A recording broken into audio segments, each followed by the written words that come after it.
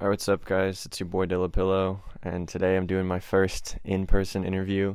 I'm talking to Quiet Hours. I do go to college with them, so do you guys want to introduce yourselves? Yeah, sure. I'm Gabe. I play guitar. I'm Evan, and I'm the lead singer. I am Jared, and I play the drums. And I'm Pat. I do backup vocals and play the bass. So yeah, for some people who may not know, do you guys want to talk about how the band started and how you guys all met? So yeah, no, we all met freshman year of college.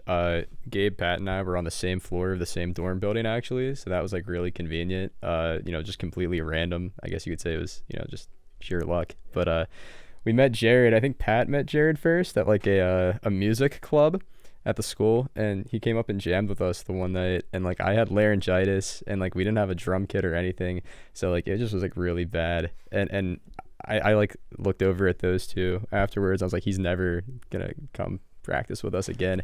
And like we didn't hear anything back from Jared for like weeks, and then I think like 2 months later he just randomly showed up one more time, and like we were like a lot tighter, and he was like, yeah, like I'll join your band. So yeah, that's good. And then we never looked back. So That's a great way to start. Do you guys want to each talk a little bit about like when you started making music like individually and how it kind of led up to this? yeah, Gabe, you want to start? Yeah, for sure. So the first instrument I played was the cello when I was like 9 years old. And I kept playing that through like middle and high school, but I wasn't very good at it. And then I picked up the guitar when I was like probably in my early teens. And yeah, I was in a couple bands in high school. And I've just been making music since. Yeah, I was forced to do like church choir when I was a kid, so I did a lot of that, and then I was in like high school musicals and stuff. Periodically, I did like freshman year, hated it, did it senior year, enjoyed it because I had like the lead role or whatever. But yeah, so I did a lot of like singing between like church and school, and then I played saxophone for like 10 years. So yeah, that was I guess that was pretty cool, but. I think I started out with piano actually when I was a younger kid. Then around sixth grade, I went down to the basement and played the drums, and have never looked back. But yeah, I played in a high school band called That's Hot. Shout out to That's Hot. And I also was in the like at school. I was in the concert band orchestra and did some of the pit orchestra for the musical. So kind of did some like non-rock stuff, which was fun. But yeah, ever since I got to college, it's just been with Quiet Hours and stuff. So it's been a good ride. So yeah, just like kind of like Evan, I started out like singing in church and doing like church choir and everything. And then actually started playing the drums as my first instrument. Well, I guess I played trumpet in like fourth grade, but I still have it. I want to pick it up again at some point. But yeah, I started playing drums in like eighth grade, and then I've been playing like drums primarily throughout all of high school. I played drums in like a relatively serious band in high school called Elastic Blur. Put out a couple albums with that, so that gave me some sort of like experience like writing like my own music and like coming up with songs and sort of that stuff, which laid the foundation for like being able to like write music for Quiet Hours when I got to college. It's funny because actually when I went to college, I over the summer bought myself a guitar, and I was like, I'm gonna learn how to play this, and I'm gonna be like the front guy in the band and play guitar and sing. Like that was what I was gonna do. And then I like started hanging out with Evan, and it just like I couldn't play guitar at all. Like I was not at all good, and Evan was a better singer and Gabe was a better guitarist, so I was just there strumming along, but I could like come up with some tunes, so that was like my value. So but yeah, and then like meeting those guys and then bringing Jared on when I actually brought my drum kit up with me over winter break our freshman year of college, and that was really big for us because we actually had something that we could like practice on and use. And then I also bought my own bass around that time, so I've been playing bass now for 2 years, and so yeah, it's been like a really fun journey to like pick up a new instrument and learn some new skills along that, and just develop like new chemistry with some new bandmates for sure. And like talking about like how you all got connected, like when you started the band, like what was like the kind of the chemistry when you first started? Like how did it kind of come together with everyone individually, like working on their own stuff and then combining into this idea? Yeah, I mean, I'd say like even still, we tend to like the songwriting process is pretty collaborative. So, one of us will bring an idea to the table, and then we'll all just kind of work through it. And I think that's kind of how we've always worked. Just like have one person, bring an idea to the table, and then just, usually like jam on it for a while, and then just kind of figure things out. Yeah, for sure. Like, it's definitely very collaborative, and I really wouldn't want to have it any other way, honestly. I think that's kind of what makes our music fun and, unique, because we all have a say in what we're putting out there, and it's all stuff that, if somebody has a general idea, we know we have enough trust in each other that we can all work together to make it sure that like it evolves in a very like progressive manner, and like it, just, becomes a lot more complete. So, yeah. Yeah, one other thing I'll add, like on the chemistry piece, is Quiet Hours is like kind of, we came together in like sort of like segments. So like I know like at least like me and Evan were probably like doing some, like we were jamming probably with Gabe around the same time that we were like hanging out and doing our own thing, like me and Evan, but we would like go off and we'd like come up with some of our own stuff, and then when we thought it was good enough, we'd show it to Gabe, and then he would be like, this isn't really that good, but I'll play with you guys. And so it would kind of like there were like different like relationships that built, and it was kind of cool to see that, like, because like Jared, I definitely had like the most like contact with Jared like before he started playing with us, so like we were kind of like friends before that, so it was kind of like cool to see like how like Jared started getting along with like the rest of the guys when we started playing more music and doing more shows and everything, or like just like seeing other people's like relationships like outside of my own like evolve, because now we're so tight, we're like living together, and we've been doing this for like 3 years. So yeah, it's like really interesting to see how like the dynamic has changed like over time a little bit, which is always pretty interesting. Oh yeah, definitely. So is there like any like, you guys all had different inspirations like musically, what you listened to and stuff coming into this, like how did it all come together? Like what is there like one kind of main inspiration in the sound that you do now, or is it still pretty open? Yeah, it's pretty open, like how I view it. I mean, I think we just kind of came together like freshman year. I remember we were all just kind of like, we just want to like put in a bunch of different influences, and genres. Like we didn't really want to box ourselves in, because we were all like into definitely some similar stuff, but also like some people are interested in certain genres more than others, and I kind of think it just like combined into this like this meshing of so many different sounds, which is like cool, because like I mean sometimes we're like, oh, what do we sound like, and we can't like necessarily pinpoint it, because like I don't know, we were just trying to do our own thing by taking a lot of inspiration from other areas, and that's something that's important, is that like a lot of what we're built on is we're really inspired by like obviously rock bands, but also like funk bands, just like a whole collection of different sounds, and it's obviously important to recognize that. Yeah, I mean it's like hard to like nail down, like we weren't really, when we started out, it wasn't something we were going for any particular sort of sound, I would say. Obviously it was kind of like more of like a rock like base, if that makes sense. Like we started off like with the sort of like the rock foundation, but I mean like when I was playing in high school, like we were playing a bunch of like progressive rock kind of heavier stuff, which was really cool, and I liked doing it, but it wasn't really something that was like connecting with people as well. It's not really something that's like a little bit more of a niche thing. So like when I got to college, like when I like went to like thinking about like starting a band or something, like I went in with the approach of like wanting to continue to make rock music and stuff that I had a really fun time playing myself, but that would also like really connect with other people, and try to expose people to like some of the weird and fun influences that we all have, but in a way that's like more accessible and people can like get into. So like I always like really like to maintain that sort of like pop element into like whatever we're doing. Like, is this something that people are gonna even if they don't really like rock music that much, or like the kind of stuff that we're doing, like I think that the way that we approach it is something that I think people can still really enjoy in that way. I think like one of like the golden rules that we have is like we need to make sure no matter what we're doing, it's something that we would all enjoy listening to, and like everything that we've recorded, like this album that's about to come out, it's 8 tracks of stuff that we all would love listening to if we just found that randomly. So that's a very important part of it for us. So you guys recorded some like demos freshman year, I believe. Like looking back at like the recording process that you had then, like what was that even like? Like what were you guys doing to put that stuff together? Wow. Yeah, you want to start this one off? Yeah.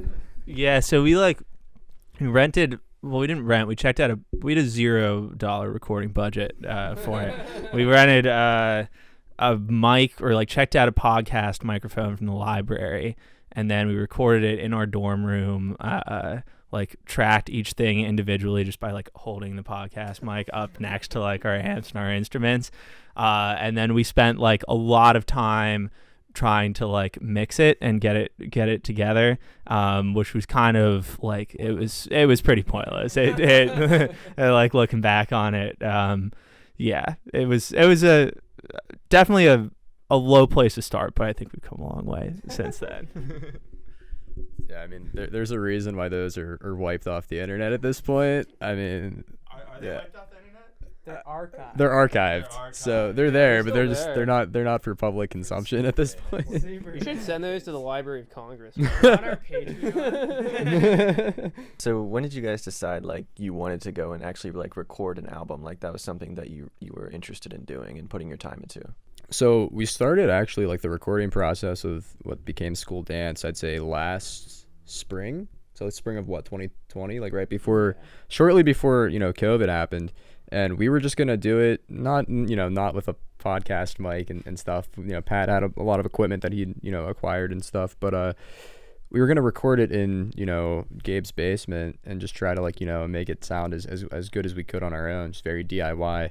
But, we put out a single from that during the COVID break. And, it did fairly well streaming wise for our standards, but we kind of came to this realization, and the longer we were away from each other from COVID, that we could do a lot better, just sound wise. It wasn't really representing what we knew we were capable of. So we made the decision, I think in like the beginning of August, that we wanted to seek out maybe trying to record this in a studio, and it turned out to be like the best decision that we possibly could have made for showcasing what we've created.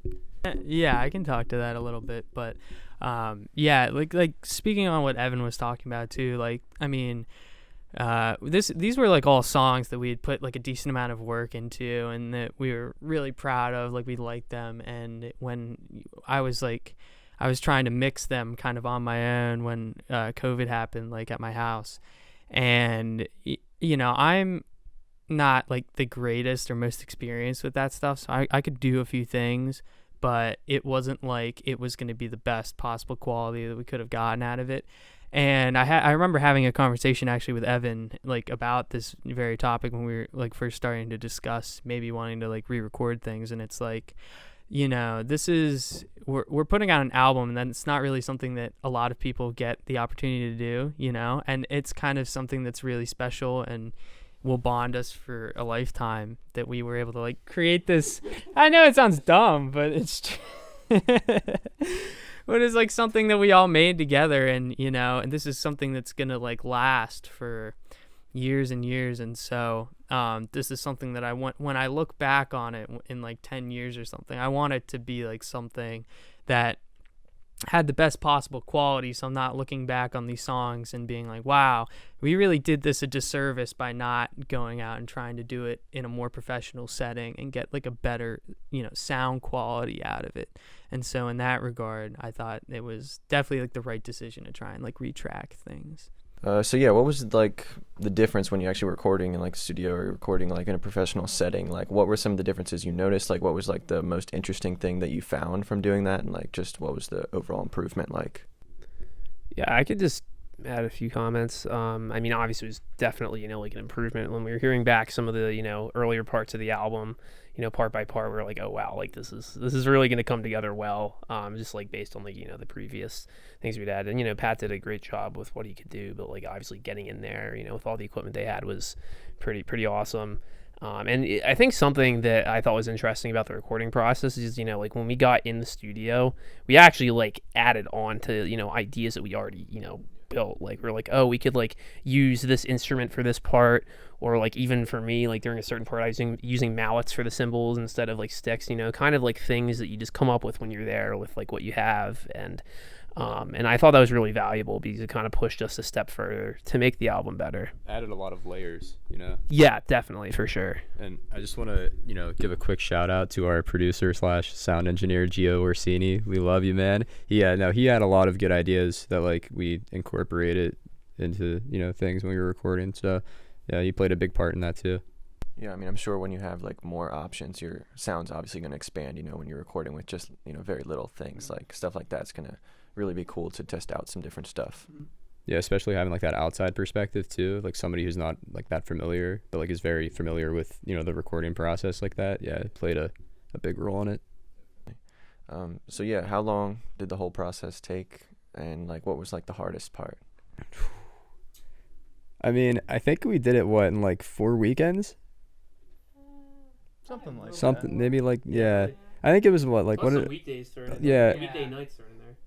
I don't know, like what did we end up with, like 50 hours in the studio, something like that. Yeah. But we spaced it out. It wasn't like it was just like 24 hours a day, like 2 days or something like that. No, it was pretty spaced out.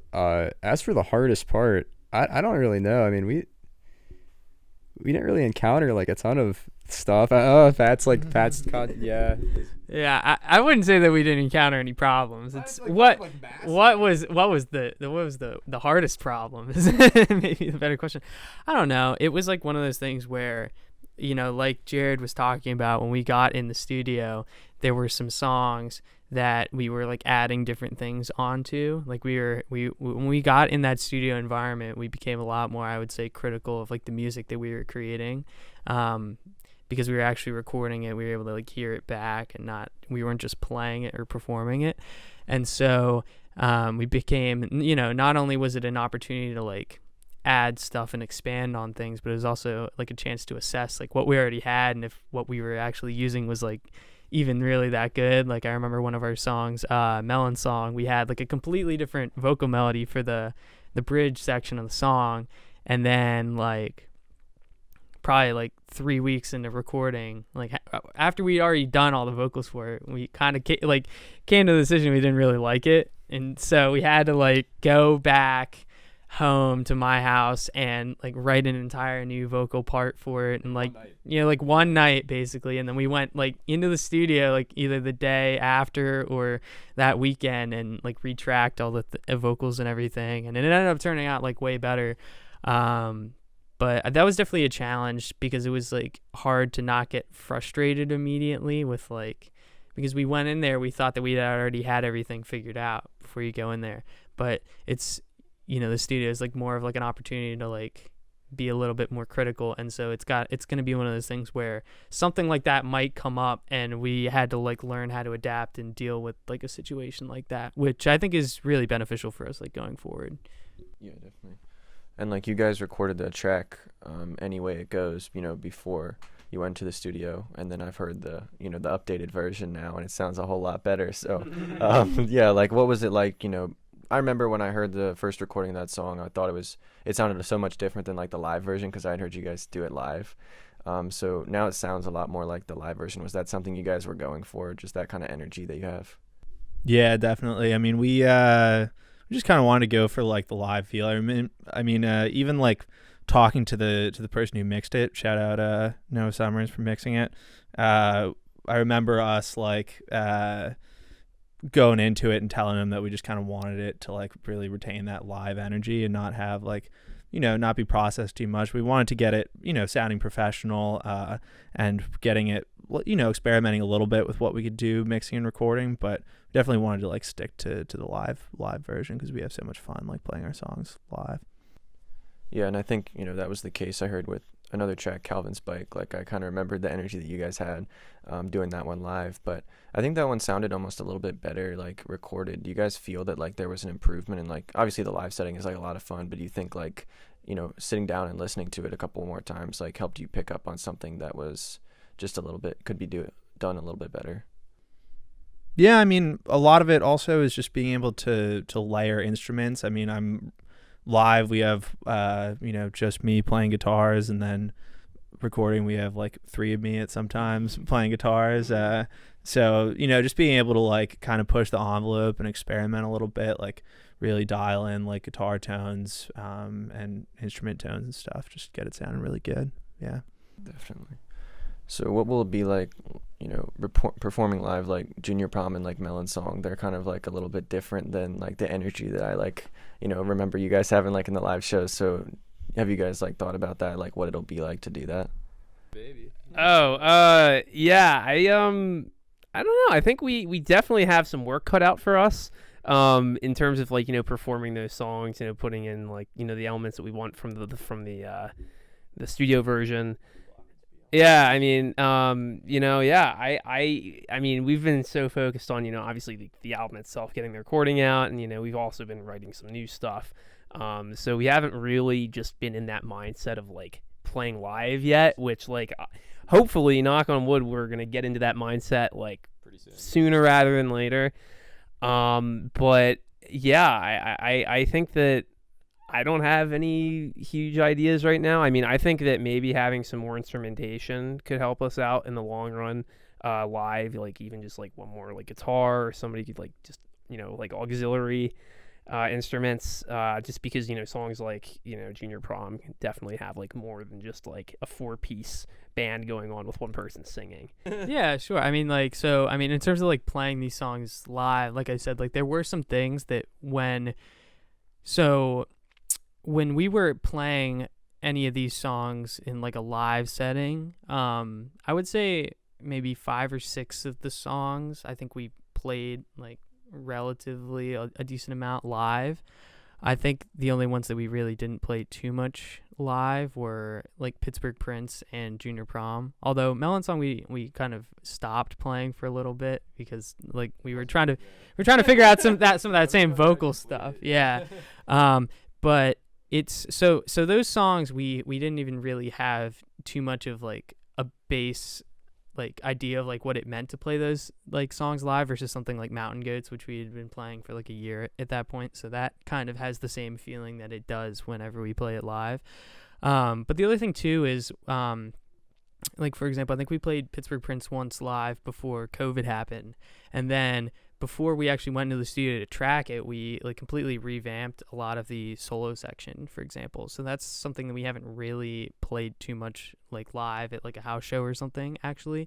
So that's like a fun thing that we like, you know, added in, and now we have to like, you know, work on to like really nail it live and do that. But it's like a cool moment in the song, so that's something like I'm looking forward to doing live. The other thing too is like I know when I was in the studio, I did like a little bit more backing vocals than I would normally, I guess, would have performed live in the past. So it's like an adjustment for myself to like start like learning these parts to actually like implement these in a show setting. So that's another challenge that like I personally am like excited to work on whenever we get back to like playing live shows and everything. Do you each have like a favorite song off of this that you think is the best one? Cool. You can start that one off. I defer. I pass the question. They're all brilliant. You should all listen to them. Pittsburgh Prince. Oh gosh, I don't really know, honestly. I mean, and I don't want to like be a That's a lie. Fake answer. well, what is it? I don't know. What is it? I don't know your favorite song. You gotta have one favorite. Give me a little bit. All right. Mine's definitely Neon Moon. Can't beat Ricky's sax craziness on that track. It's honestly mind blowing. You definitely one to check out for sure. All right, I'm gonna be a loser. I'm gonna go tie with Neon Moon and Junior Prom.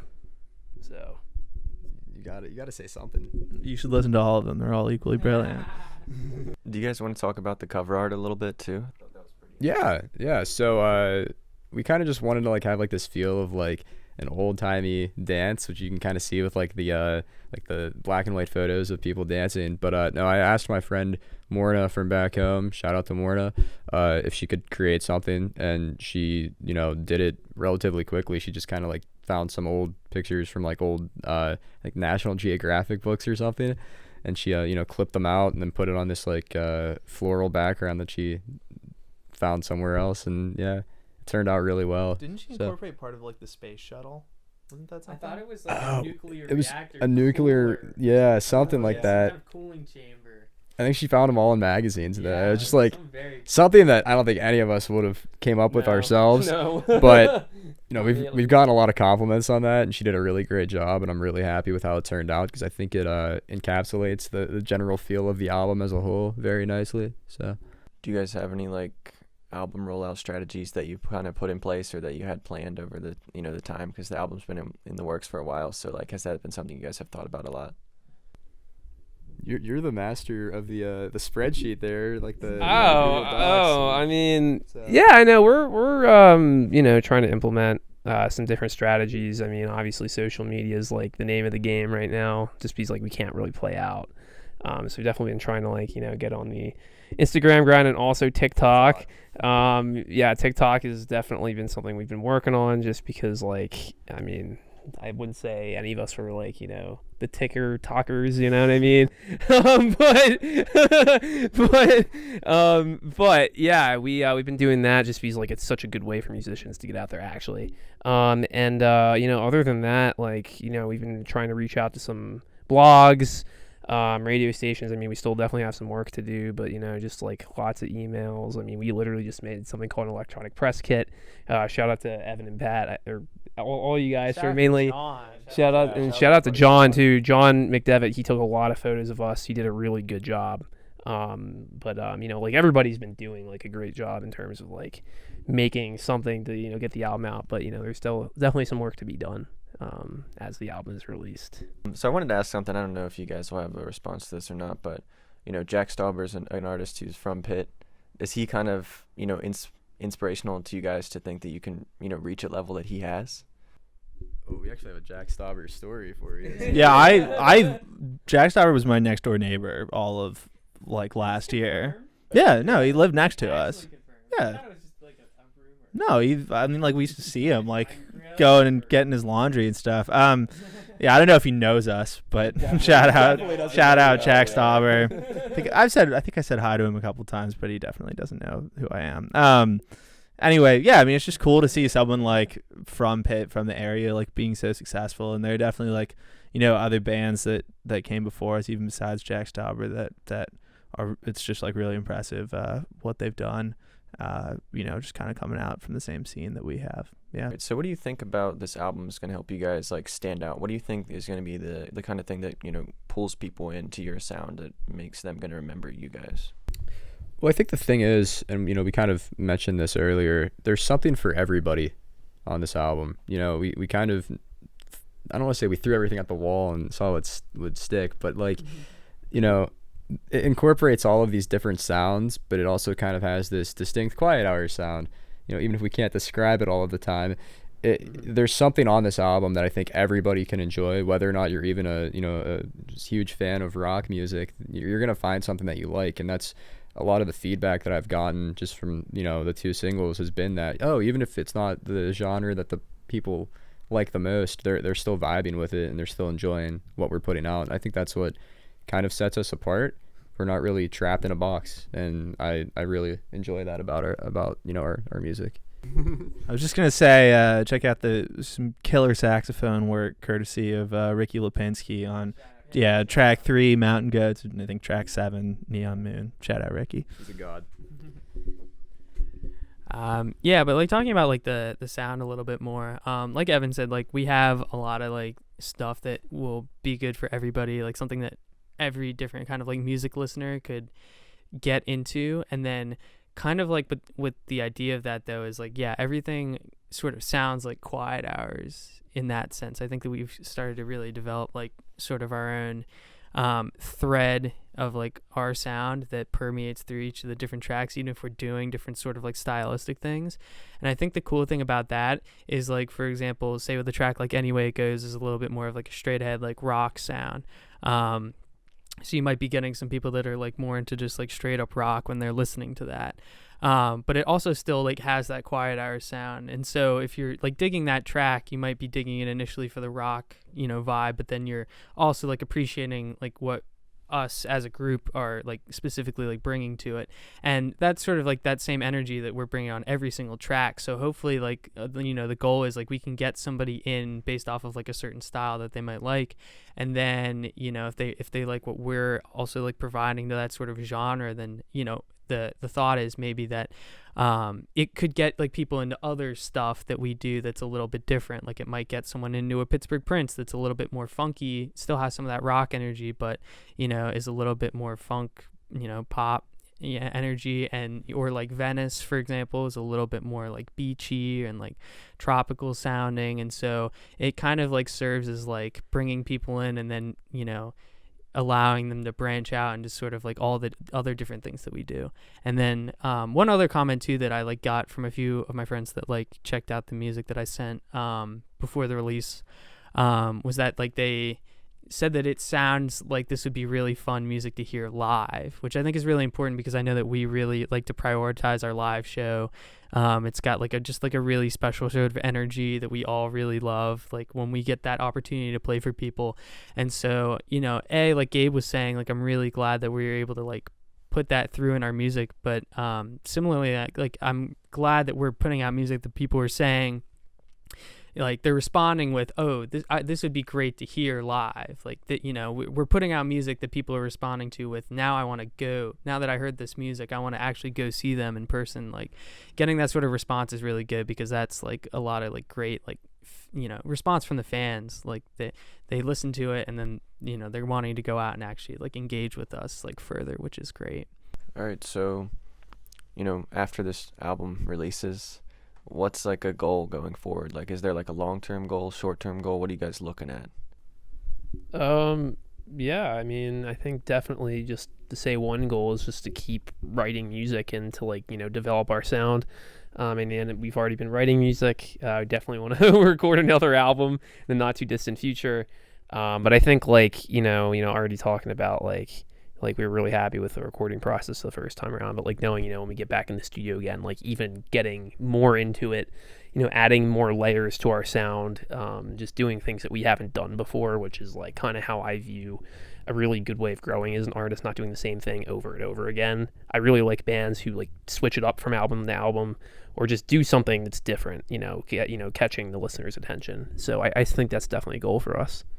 Yeah, I mean, absolutely everything that Jared said. And also, I think it's going to be important for us to start trying to play shows outside of the, Oakland bubble once we can start doing that again. I think that's, vital for our inevitable growth. All right. Well, their album is out now by the time you see this video. But, congrats, guys, on getting it done, getting it out there. I bet it's a great feeling to have it done. And I think people are going to enjoy it. So you guys should check it out if you haven't already. It'll be linked in the description of the video. And thanks for watching. Shout out Quiet Hours. Thanks, Dill. Thanks. Shout out Willie Cauley-Stein.